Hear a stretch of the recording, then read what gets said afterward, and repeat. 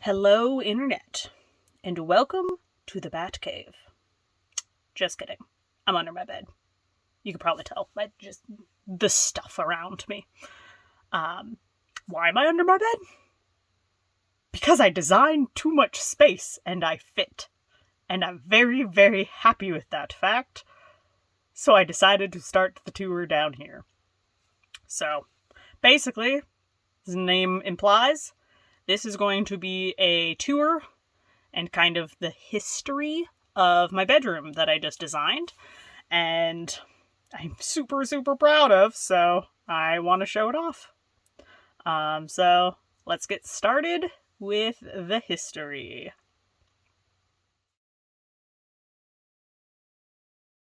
Alright, so this is the oldest picture that I have of my room. It was a few years after we moved in. As you can see, I had picked a pink and purple theme. I added a fruit border. I was 10. I thought it was awesome. It is a mess because this was actually an in-progress video of the first remodel that I did. And you can see here that I changed the bottom color to green because I was at 12 or so at that point and I just didn't want pink anymore. The top stayed the same. It was just like partially redone. I reorganized things. It was so much cleaner than it used to be. I got a new bed because I'd had a loft bed before this. And it was time to get a grown-up bed.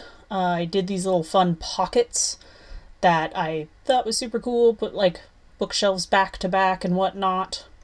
And you can see I had a bit of a pig obsession, so they had to be all out and fun. And over the years, it just got worse. As you become an adult, you just accumulate stuff. And being in the same room for years and years and years, you can see I just kept accumulating stuff. And at some point you get overwhelmed by it. I certainly did. I have a cool projector. I have no room for it. I just have like craft supplies everywhere. My desk, oh my gosh, is so tiny. You can see here, it didn't fit anything. I was just overwhelmed by things. So we started taking things out. Here's a little view of the wall empty, which was the first time in years. Bookshelves were getting emptied. I ended up actually getting rid of those, so those aren't going to be in the final, which is cool. And then here we see it's all cleared out, and this was the start of it all. We did the primer, and that was where we got going. So I want to briefly describe and go through my SketchUp design because there was a lot of thought processes that I just want to explain a bit. This is the first kind of completed model I had done. And I wasn't very good at SketchUp at this point. I'd never actually used it before, but I wanted to learn. So this was just like a little pet project. I wanted to change my room because I was like desperately needing a new bed. I didn't want to buy a twin bed, but I really had no idea or concept of actually being able to do this. This was back in November that I made this model. It started with IKEA shelves, but these are kitchen cabinets that I saw a video somewhere that they used kitchen cabinets to make kind of a lofted bed. It gave me the storage I wanted. I also wanted to model it to know how much wood I was going to need to buy so I can kind of see if financially I could. And basically, I needed an idea of like, could I do this? Could I not? And I changed a lot of things by the end. When I actually had a rough estimate and realized I could actually do this, started looking into IKEA. So much stuff was out of stock. Kitchen cabinets would have taken forever. So I actually went and revamped the whole entire model, which is right here. I did a lot of changes. I discovered in SketchUp that there is this like wonderful library of stuff, so I can kind of cheat, but definitely speed up the process. I could have a way better model here that I didn't have to spend as much time actually like doing the physical modeling. I put a lot more detail into this because I was messing around with things and just kept adding stuff, moving stuff. I had to change the dimensions just a little bit up here and of the stair, but I ended up choosing these Eket shelves and drawers because you can rearrange them in really like any way you want. Massive desk because I just need so much more desk space. All of my craft supplies are not in this room anymore. That was one of the big things that I needed to change. They just needed to be out. This is going to be completely for schoolwork, modeling, drawing. Like I wanted a big desk to do that kind of stuff, and then all of the like really messy crafts like resin and all of that, it's a lot of that, are going to be moved down into like a studio I'm going to make in the garage, which is going to be great. But yeah, basically I modeled it all here. A few of my like little ideas got in here. I made sure everything fit.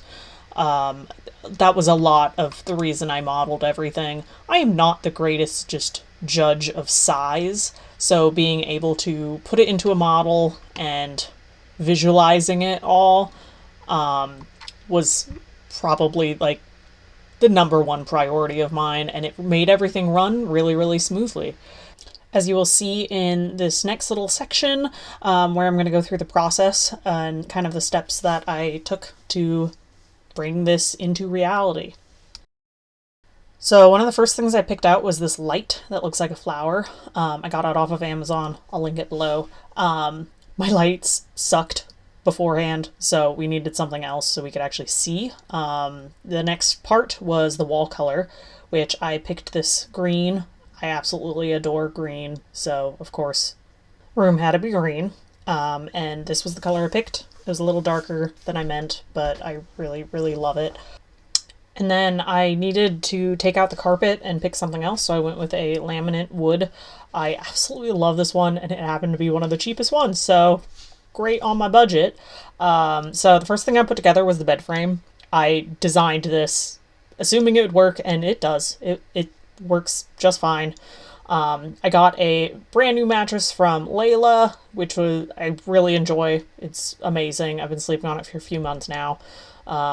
So for the lower platform, you can see that there's a like bench. It's technically a toy box. All the cat stuff is in it.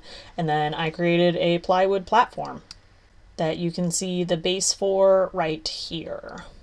And that's everything that came together to what you see here, which was before I refilled anything. I was using the bed, but that was it.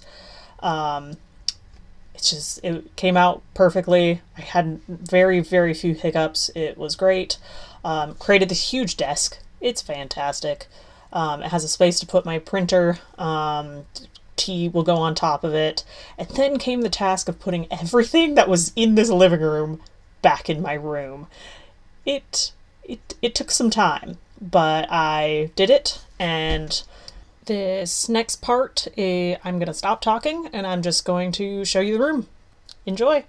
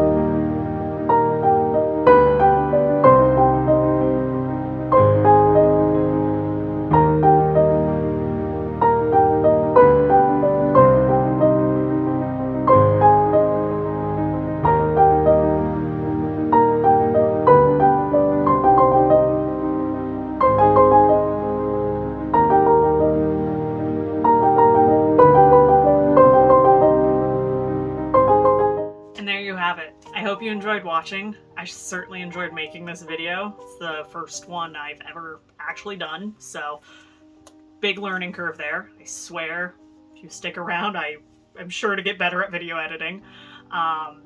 This room was like a dream project of mine, the largest one I've actually ever undertaken, and I'm so happy to say I was able to do it and able to complete it. There's a few things that I still need to add. There's going to be a projector screen over above the pictures behind me. That'll be a pull down, so I'll be able to put my projector over here on the whatever this would be called and watch movies and stuff from like lounging on my bed. So that's the largest thing I haven't purchased yet. Kind of gotta space out some purchasing, and then my next big project after this video editing fiasco is going to be building my first custom computer. So keep track for videos of that. I'm going to be posting a bunch of them because it's going to be epic and amazing. And yeah, beyond that, you can find me on Instagram at KookaboJoe or on Twitch at Joe the Elf. I'm going to start streaming there hopefully soon. I need to get a webcam first, but hopefully soon I'll be streaming and doing like crafty things over on Twitch live. So that's an update for me, and I thank you everyone who has watched this video. Like, subscribe, do the things that all other YouTuber people tell you to do. So I guess try to be one of those. Hooray. See you next time. Bye.